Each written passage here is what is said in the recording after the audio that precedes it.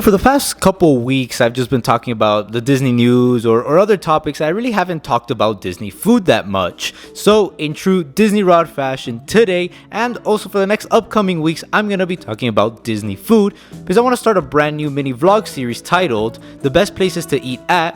Now, in this mini vlog series, I'm going to go over the best places to eat at a certain location at Walt Disney World. I'm going to talk about the quick service locations and the table service locations. So a quick service location is, a restaurant where you go and you order your food at like a window or counter or something like that. Then you take your food to your table or they bring it to you. Then the table service restaurants are those restaurants where you get the full dining restaurant service experience. You're greeted by a host or hostess in the front. They sit you down. Then you have a server. They take your order. They bring you the food, the entire service. Now, I'm also going to talk about places where you could go get snacks. I'm going to throw those into the quick service locations off a technicality, really, because you order those snacks at a window or a counter or something. So technically, it's a quick service location. So I'm just going to throw it in there. And the first place that we're going to talk about today is the iconic park itself, Magic Kingdom. Now, the first quick service location that I would like to talk about is Casey's Corner. This is an awesome restaurant. It's in Main Street, so you could eat your food while looking at the castle. It's a family classic for me. It is absolutely awesome. Some of the best hot dogs you're gonna eat in your life, you're gonna find it at Casey's Corner. So I've eaten there a bunch of times, and my go-to hot dog is always and will always be that chili cheese foot-long hot dog. It is absolutely amazing. It's huge. It's a huge, thick hot dog. Then you have like a pound of chili, a pound of cheese on top. It's absolutely amazing. It's around $14. Now you might be thinking to yourself, $14 for a hot dog, that's kind of insane, but definitely worth it. Also, after you're done eating, the bathroom experience that you're gonna have is certainly not the best or the most fun, but again, definitely worth it because that hot dog is just simply amazing, despite the price tag or the bathroom tour that you're gonna have to do at Magic Kingdom after. So next quick service location that I would like to talk about, it's a restaurant that kind of gets overlooked sometimes. I do it all the time. I haven't been back there in years, but the food is actually really good. It's Pecos Bill in Frontierland. Now here you're gonna find Southwest Tex-Mex style food. It's actually really good. Whether you're getting the fajitas, nachos, whatever you get, the food quality is high quality, and actually it's not that expensive of a restaurant for being located in the most popular theme park in the world. It's not bad, and the food is really good. Again, it's a restaurant that gets overlooked a lot. It is a very popular restaurant, but not many people talk about it, and it doesn't really get the love that it deserves. At least I don't think it does, especially not from me either. I mean, I haven't been there in a while. The food quality is really good, and I do plan on going back there sometime in the near future, giving it another try because it's actually really good. So next three places that I want to talk about, I'm bunching them together because it's kind of for the same reason. It's Alohaio, Sunshine Tree Terrace, and Storybook Treats. Now all three of these locations, you're gonna find either Dole Whip or a soft serve that is just out of this world amazing. In Alohaio, you got that classic pineapple Dole Whip. It is a classic treat. I mean, it's iconic, it's awesome, it's legendary, and it's always a great snack to get. So here you also have the pineapple upside down cake. You also have other specialty items, like right now, if I'm not mistaken, they have the Kakamora float, which is coconut Dole Whip, which is out of this world amazing. The pineapple juice with the blue curacao, in my opinion, it kind of kills it. If it was just the coconut Dole Whip, absolutely amazing.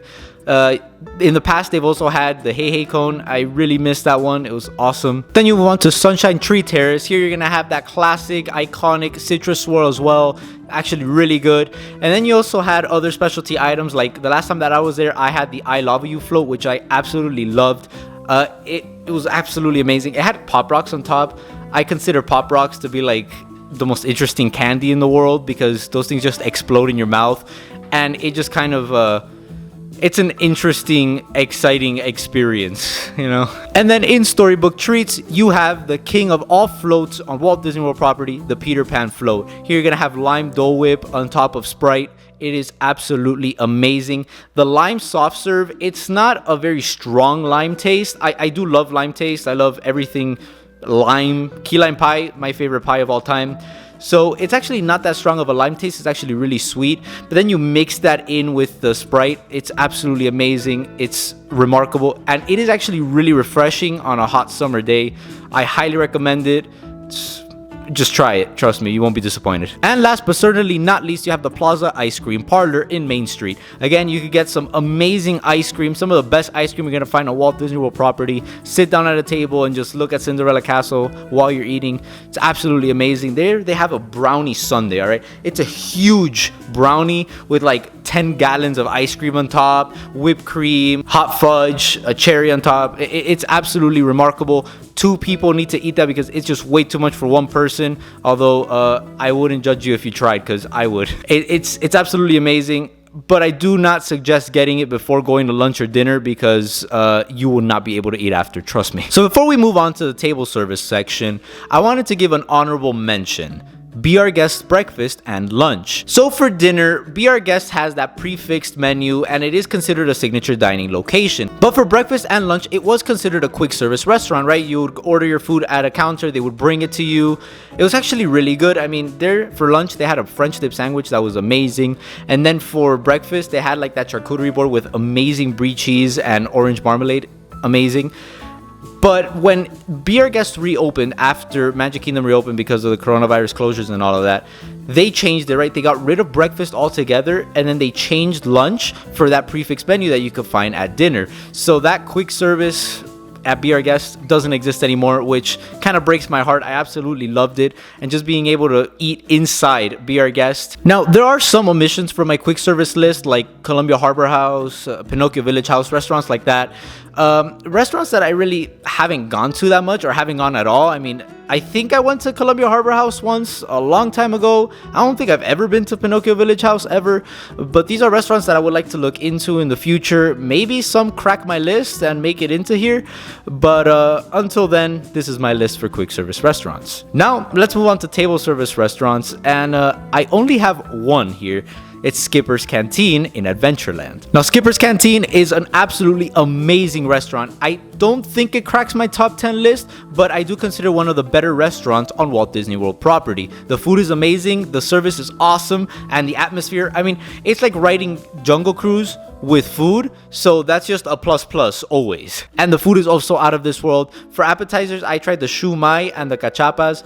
Man, the shumais were actually really good. Some of the best dumplings I've ever had in my life. And the cachapas, I mean, don't get me started on the cachapas.